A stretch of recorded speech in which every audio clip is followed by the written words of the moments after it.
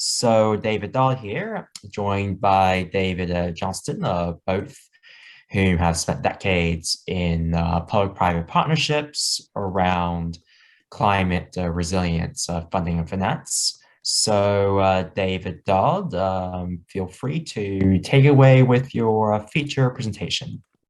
I'm here because I was meeting with the Geneva Association, which is comprised of the largest insurance and reinsurance companies in the world. And they are very, very concerned about what the impact of climate change is going to have on their industry and the impacts that are already being felt. So it highlights the need for more and better ways to finance climate adaptation. And one of the ways that we found that can do that is through public-private partnerships. If any of you saw parts of COP27, I think that was, a turning point. In fact, I think I skipped that slide. Hang on, guys, I'm having some technical problems. My slides aren't advancing. Hang just a second, everyone. Let me try to see. Okay, here we go. Public-private partnerships have traditionally been a tool for procurement and payment. Think about toll roads. That's a long-established form of public-private partnership. But over the past decade, a movement has ensued to really move public-private partnerships from value for money to value for people. And I was fortunate to be involved with a group from the United Nations Economic Commission for Europe that they have an international public-private partnership center of excellence in Geneva. And we developed a series of principles that encapsulate what we call people first public-private partnerships: transparency, equity, stakeholder inclusion, being fit for purpose, and then the last two, which we are very attuned to, which is sustainability and resilience. So using public-private partnerships as a financing framework for adaptation has really grown exponentially and is evolving rapidly. I have a partnership with the World Association of Public-Private Partnership Units and Professionals, and we've adopted guidelines on public-private partnerships for adaptation, because there seems to be a growing demand, and there's an issue with that, which I'll get to in a moment. And then COP27 to me was a tectonic shift. Any of you that watched COP27 may have seen the shift from everyone focused on 1.5 degrees Celsius temperature increase by 2030 to really dealing with the reality. And Secretary General Guterres said, we're approaching tipping points that are going to make this inevitable. And we're on a highway to climate hell with our foot on the accelerator.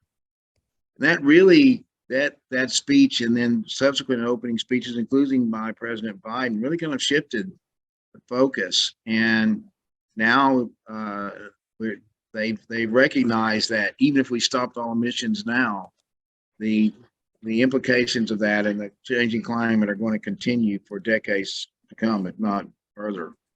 So they really focused on addressing urgent needs for adaptation. They established this thing called the Global Shield, led by the US, $200 million a year in funding for adaptation. And then this really hot topic, the Loss and Damage Fund, which was presented to the G20 by a new group called the B20, which is developing nations. And they never arrived at a set final amount, but it's going to be somewhere in the $100 billion a year range. And that's going from developed countries to developing countries, because developing countries have said, we are bearing the brunt of climate change. We don't have the resources, and we didn't cause climate change by and large. They were caused by developed nations. Now, you can argue about the validity of that, but it's actually some form of that's going to happen. So the investments in climate adaptation are going to increase significantly. And even in the Infrastructure Act and the Climate Act, there's a lot of money in there for adaptation. The Infrastructure Act has $47 billion for infrastructure resilience.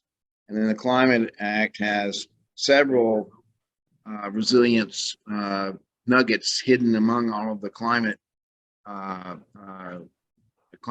change legislation, including agricultural resilience, integrating adaptation into clean energy projects, and also sustainability projects. And there are line item allocations throughout both acts that target specific states, specific regions, and they really set a huge precedent for inclusion of adaptation funding in overall congressional funding. And I think this is a watershed. I think this is going to continue to happen. So what does that mean? Well, the conundrum for financing adaptation has always been, we take the traditional return on investment model where you invest money in an activity that produces revenue, that revenue goes to the investor, to investing in something that will result in reduction in losses, and then converting that reduction in losses into an income stream for the investors. It's something that's been quite challenging to get through to the investment community that normally invests in large infrastructure projects. For PPPs, which are fundamentally contract agreements, providing that cash return, showing the investor how they can get a return on their investment, can be really tricky. But the good news is there is an emerging discipline combining climate modeling and economic plus social and societal benefits. And that's where we get into the impact and ESG funding. You know, numbers are thrown around, guys, but something on the order of between 30 and $45 trillion is sitting in ESG dedicated funds and dedicated investments. And there aren't that many investments for them to make right now. So it's a matter of too much money for too little investment. If you're talking about investment in mitigation, now that's certainly going to change. But investment in adaptation certainly can be another way for these funds to match their commitments through helping to adapt and mitigate disaster damage. And again, PPPs can be a great vehicle to funnel that money into projects that increase resilience and help communities adapt. We're in a brave new world. PPPs that use modeling tools represent a viable framework for adaptation investment, because if you can do modeling and show likelihood of disasters and how damaging those disasters can be for a specific project, then you can assess the risk better and you can make better investment decisions. And that goes straight to the bottom line of the private sector. Innovations such as public, private, and philanthropic partnerships, or 4Ps, are fast gaining popularity. I was involved with one after Katrina, in which a healthcare foundation invested $142 million to create a super resilient emergency room. Over half the deaths that resulted from Katrina were of people that were already under medical care. So they wanted to try to reverse that, change that. So they created this amazing, super resilient emergency facility that can house 200 people, totally independent of food, water, power, for 2 weeks. And they even have redundant equipment. That was all accomplished through the investment of a philanthropic organization, the parent of which was a nonprofit hospital organization, ended up managing that emergency room in the hospital that it's attached to. The reason I'm here, and again, apologies for the circumstances, but we met with the World Trade Organization this morning, met with Swiss Re, the UN Economic Commission for Europe, PPP, Excellence Center. We're doing a presentation to them on this very subject. the UN Disaster Risk Reduction Organization, and the World Migration Organization. Well, wait a minute. Why is the World Migration Organization interested in climate adaptation?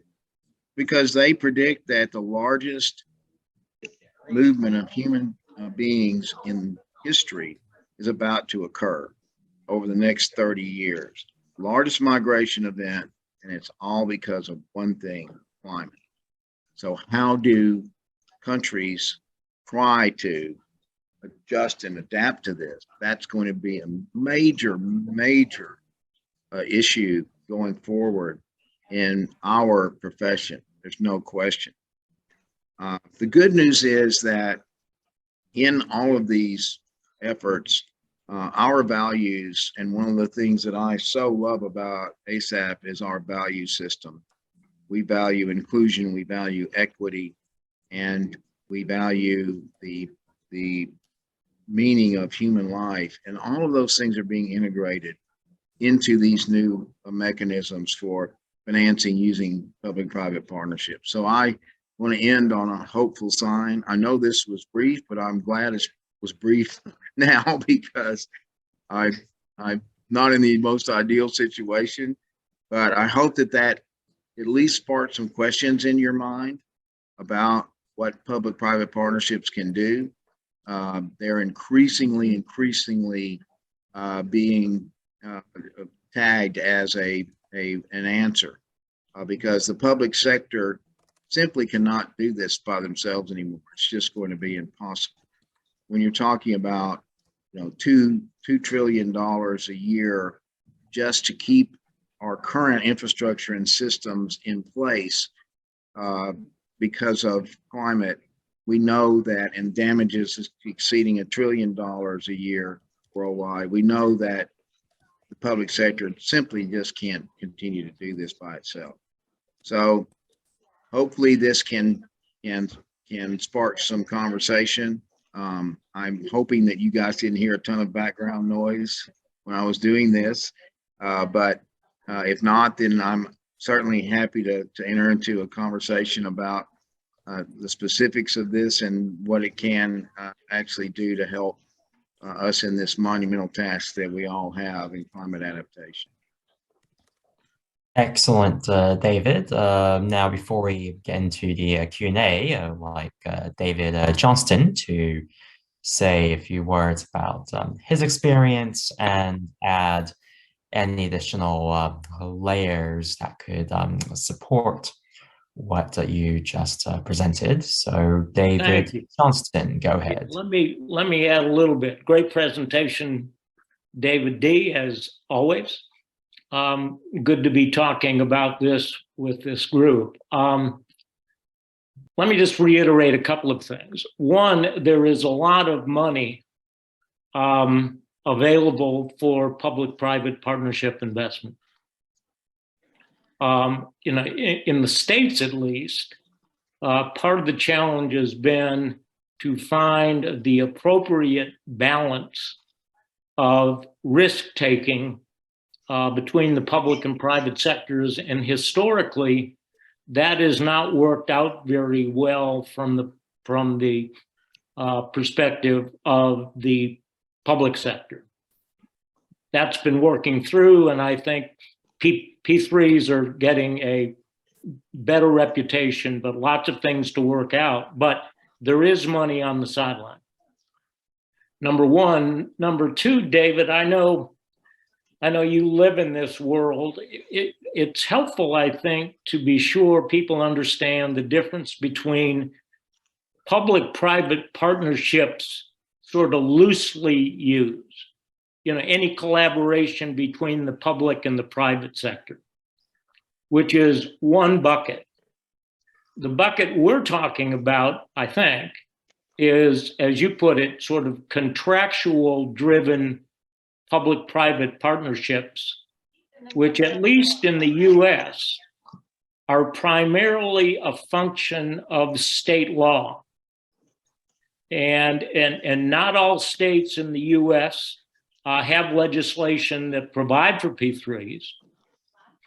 And the legislation in the states that have legislation vary a lot. And what's important about that is that the state statutes define what public-private partner, what type can be funded.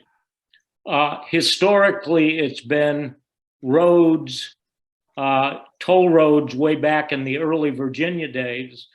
South Carolina, where I am, does not have a true public-private partnership statute. North Carolina does, Virginia does, Georgia does. So in addition to, what you have described, I think what states are beginning to see is that public-private partnerships are very important from an economic development perspective. And I think increasingly states throughout the United States are looking at their statutes to be sure that they are broad enough and comprehensive enough to cover sort of the full spectrum of resilience needs. Again, just an important point to note, because sometimes folks are confused about what public-private partnerships are. So with that, I'll stop, but thank you much. Thank you very much, David Johnston, for that intervention. Now we are getting a few questions in, so let's start with Roderick and then Emily. Roderick. Yes, hello everyone, and thanks for taking my question. Great presentation, as always, David, and good words, David Johnson. I just want to remind folks that the U.S. here is in the middle of trying to do something in this very same vein, which is the new state resilience revolving loan programs that we're establishing in multiple states now. New Jersey is next up, and they're actually going to take the pattern that Virginia took, putting it through their finance authority. So any funds that come in will go to that experienced group for revenue bonding and all of the other myriad of financing things that we currently have established. Now, this new resilience revolving loan will be the first in the world, and we're going to learn as we go because there is no handbook. But the New Jersey one is very exciting. We had a call last week, our flood mitigation industry did, with the executive branch of the New Jersey government. They're going to take theirs through their iBank, their infrastructure bank, which is very similar to the Virginia Finance Authority. And I think this is where these revolving loans and partnership finance opportunities are really going to come to play. In our view, of course, our focus is only to retrofit these old buildings so we don't lose all these trillions of dollars of assets to depreciation and devaluation. So we're very excited about this. We think it fits perfectly with what this discussion is. And I encourage everyone to look at this model legislation, give us a call, email us. We're on the system. We have the existing legislation that's out there, as well as the model legislation we've been helping introduce into states and educate legislators about. But we're very excited about, and of course, the Storm Act is the heart of it, which is the multi-natural hazard mitigation revolving loan idea for all sorts, well, the four major impacts to structures and assets at this point. So thanks, and this is all a great discussion. It's coming. It's coming. We got the vehicle, I think, with the revolving loan program. So the more states we get revolving loans in, I think we'll be in a good position to accept some of these partnerships. Thanks, Rod. This is David J. I too am seeing a lot of activity with revolving loan funds and a lot of opportunity there.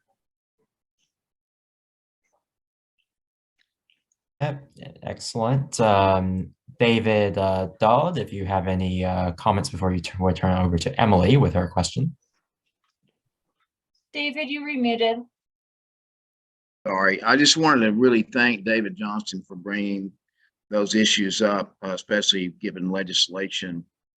Louisiana only passed PPP legislation 4.5 years ago, and we're the home of Katrina. I mean, so it is not universal, but there are ways to facilitate public-private partnerships, even in states that don't have specific legislation. There's no state that I know of that specifically prohibits them, but those that don't have enabling legislation, are subject to more difficulty. And then Rod, I think is right on about the evolving nature of investments in resilient infrastructure and in climate adaptation is creating new opportunities for public-private partnerships, among other ways to finance climate adaptation. So I just thank both of you for stepping in, and any questions we're happy to answer. Yeah, excellent. Let's go over to Emily. Hi, thank you. I have a follow-up question for David Johnston. You mentioned that P3s are an economic development tool, or that's one of the arguments for them. And I'm wondering if you can provide more detail about that argument. Thanks, Emily. Yeah, what we've seen is that in some states, legislators are sort of slow to embrace new and difficult ideas. And you talk about public-private partnerships and statutory changes and contractual complexities, and that is not warmly embraced. But if you look, and my primarily wheelhouse is sort of in the Southeast and Mid-Atlantic, and if you look at the states that I'm familiar with, all of whom are competing to create jobs, attract new businesses, and sort of deal with the current economic situation, a P3 statute that helps municipalities and makes the states more attractive for private sector investment and development is just one more, not the only, but one more economic development tool. I see. That's helpful. I can jump in on that, David. You raise an excellent point. That was an excellent question, Emily. Thank you, Emily. I spent 30 years in economic development. I'm an old guy. And economic development is really the creation of public-private partnerships that attract private investment and jobs. And they're the antithesis of most PPPs. Most PPPs, the private sector invests and the public sector over time repays that investment. Economic development PPPs are the opposite. The public sector invests up front and their return is measured through creation of jobs and economic activity, which provides tax revenues to the public sector. And those tax revenues are seen as the repayment. So it's a little bit of a different twist on public-private partnerships, but the basic mechanism is the same. You bring the public and the private sectors together. You allow them to do more together than they could do either by themselves. And the end result is something productive. And in our case, we hope that there's more and greater climate adaptation investment. And again, the way that is done is also a twist on the traditional public-private partnership model, because you're talking about the return being a reduction in loss instead of a generation of new activity. And so that's been the bit of the difficulty. And those of you that, and I see Joyce's smiling face, those of you who've been doing this a while like me know that. But it's changing, and it's changing rapidly. And it's because this awareness is everywhere now about the need for climate adaptation.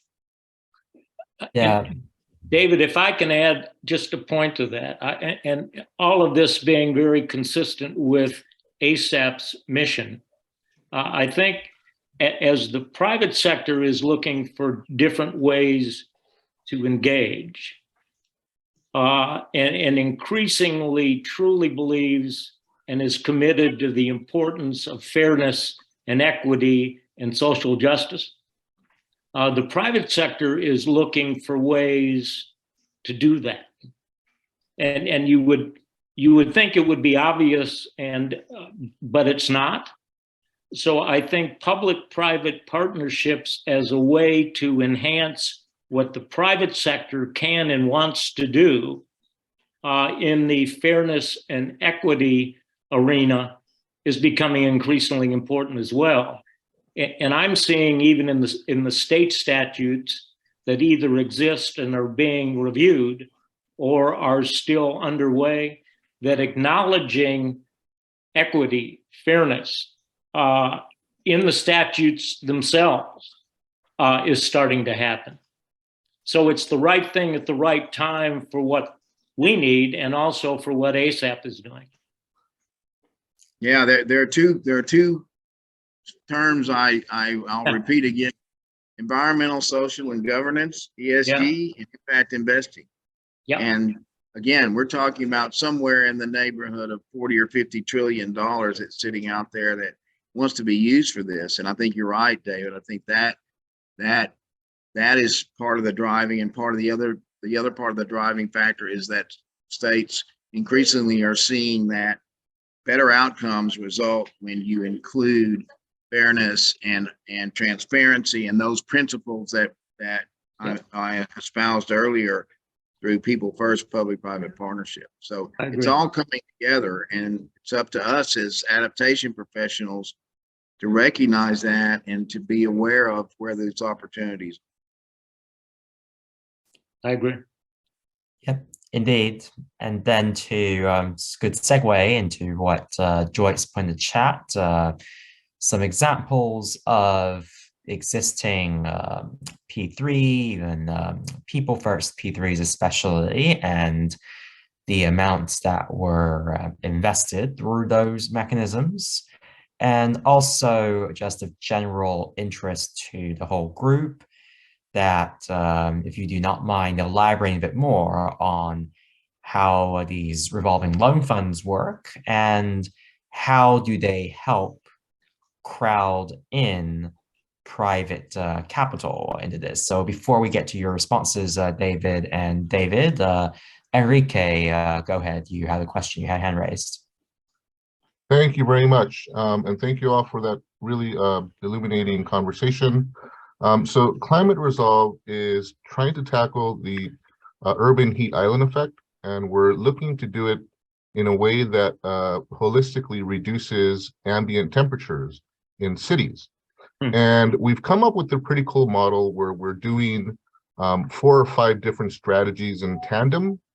And we're finding that there's some funding available to actually do the planning and implement the actual projects, but we're running up against a brick wall when it comes to long-term maintenance. And I feel like these revolving loan funds could really go a long way to fund the maintenance of these projects that are looking to create pedestrian-friendly neighborhoods. So they're large-scale projects. And there has been some legislation at the state level, including SB 852, which creates climate resilient districts in California. But again, it explicitly states that there is no funding available for maintenance of these projects. I wonder if you guys had any thoughts on how this could help communities ensure that the projects that get built improve their communities and don't make them worse in the long run. Excellent. Enrique, this is David Johnston. To your point, I'm working with a group, and I know Joyce and others are aware of this, that are focusing on the impact of extreme heat on health and what to do about that, and particularly heat islands in urban areas. And you mentioned the libraries in California. I'm involved in a project in the Southeast where we're trying very hard to engage the faith-based communities in this same issue, and finding ways to make churches heat refuges the same way you're talking about with the libraries. And what we're seeing is there's a willingness to do that. There's a very enthusiastic, committed constituency with the congregations and the pastors and facilities. But the challenge, as you just mentioned, is how do you retrofit? How do you make them usable? And then how do you maintain them? We haven't figured that one out yet, but we're in the middle of trying to do that. So we should talk some more. Yeah. And David Dodd, go ahead if you have any examples of P4, People First Public-Private Partnerships, as well as examples of how these revolving loan funds that Enrique and Joyce have alluded to would really enable, say, let's say if the public sector were to put up $1, maybe the private sector could put up $10 of financing available. So those examples would really be helpful to this group. Well, and that brings up a very important aspect of public-private partnerships. And that is something called force majeure, which is a traditional element of public-private partnership contracts. And what force majeure says, there's something that is unforeseen that happens that causes damage or disruption of the infrastructure or system that the public-private partnership funded. The private sector may have the right to go to the public sector and say, you need to fix this. So if there's an earthquake in, Minnesota that hasn't had earthquakes in 100 years, and there's a road that was damaged heavily by that earthquake, if in the contract there is force majeure for these types of events, then the state could end up putting the bill for that.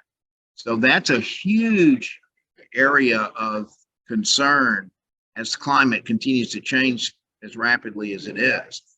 And I have a very close colleague who's a professional mediator, and he is telling me, mediates for public-private partnerships, and he's telling me that he's never seen anything like the demand that is occurring right now within public-private partnership that are disrupted because of these types of damages.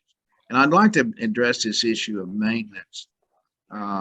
We call integrating resilience into infrastructure, climate adaptation into infrastructure as future proofing, because the maintenance of that infrastructure, the maintenance of those systems that cost can be reduced dramatically by inclusion of resilience and such as hardening the infrastructure, making it more apt to survive or not be damaged by climate events.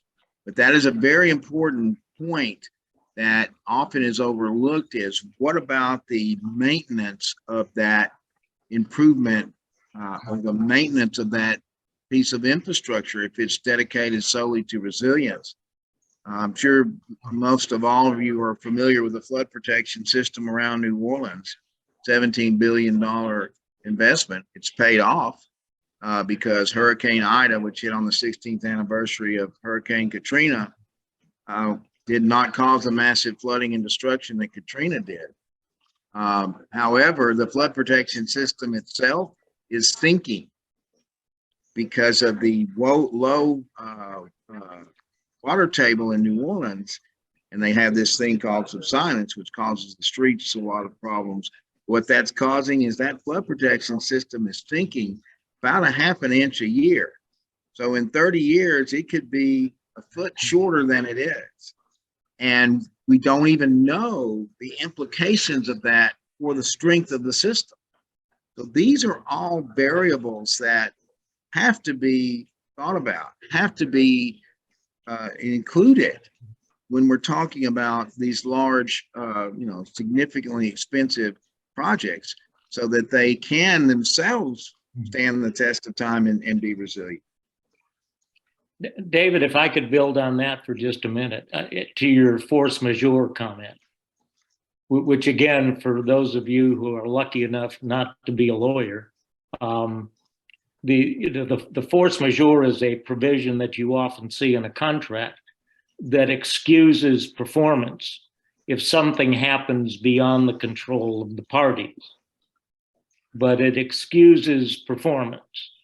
What I'm saying, and it's way beyond the scope of this discussion, is municipalities in the private sector do understand the unpredictability and severity of grumpy weather. And beyond excusing performance is how do you mitigate the risk? And increasingly that is through reinsurance and parametric insurance. Again, beyond the scope of this, but there are insurance vehicles that are now being employed to deal with more predictable force majeure, which is helpful in trying to allocate the risk and help public and private sector decide how much they're willing to take, because there are ways to deal with it. I'm going to ask Rodney. Say one response to that, David. There are, but they are expensive. So someone has to pay the price. Yeah, and that's where the mediation comes in. yeah, yep. Yeah, indeed. And another point, there's several. One is about heat mitigation, urban heat islands. That Rachel brought up a point about perhaps mitigation credits as a means of financing these interventions. And also another note from Joyce here about, because the issue about the revolving loan funds for maintenance, that like even if they're not strictly a P3 instrument, like it would be helpful to say how might they be then used as part of a P3? Say, could you not use those revolving loan funds as another way of crowding in, for example? So actually, Yang, I'm going to interrupt you for a second. Okay, I don't think do. we need to be talking too much more about these revolving loan funds because they're not. We're talking here about public-private partnerships, and revolving loan funds are one finance mechanism, but they're not necessarily the PPP. So I'm actually really hoping that David Dodd, you could give us, as we wrap up here, one or two examples of an existing PPP and where the money, who has the money? Is it the private? Is it public? How much? And it could be percentages. And if there isn't a great example for adaptation yet, because as you said, it's just really emerging as a big thing, maybe you could give an example of one that you think should happen. Well, the best example I have is the one I already gave, because that has worked out extremely well. Another example that was done down in Texas, they had a minor hurricane, and I guess there's no hurricane that's minor, but it was a category 1, but it did some destruction in Brownsville, right on the border, Texas and Mexico, and in a low-income neighborhood was severely damaged. So the group of nonprofits, the local financial institutions, and the Texas Land Commission, who handles disaster recovery funding from HUD, all came together and formed a partnership. And what they did is they provided temporary shelter, which FEMA will pay for if it is not able to be classified as permanent housing.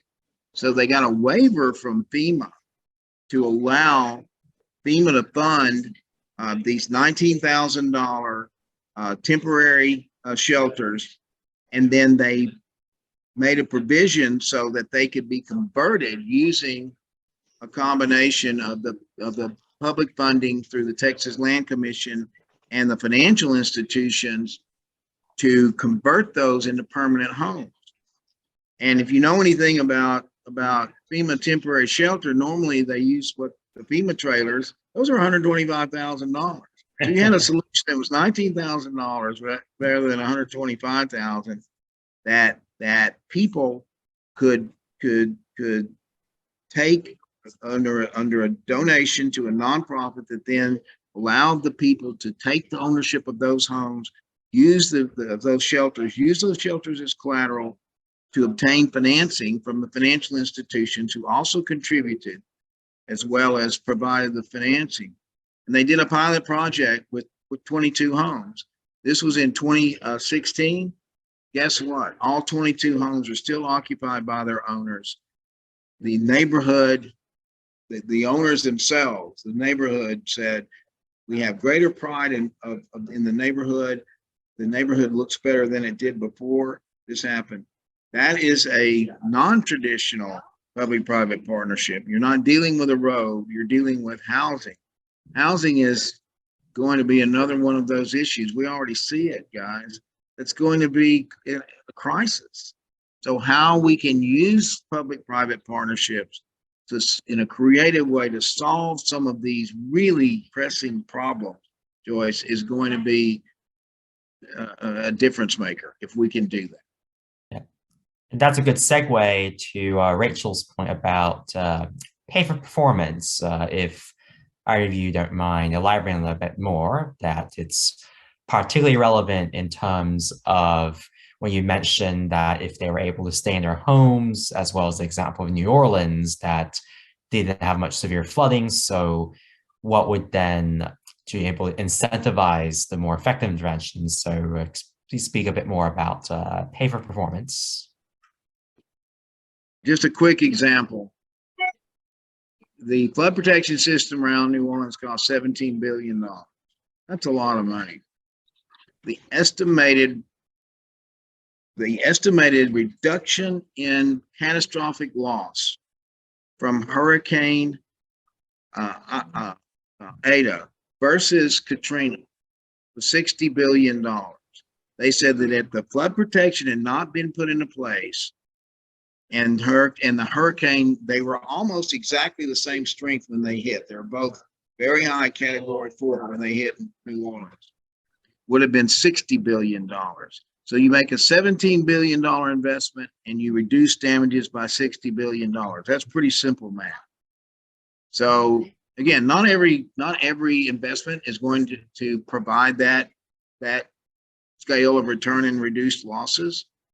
But, and as most of you know, FEMA requires, before they give hazard mitigation grants, they have an algorithm themselves that they call the benefit cost analysis, that the benefit of that grant be at least equal to the cost.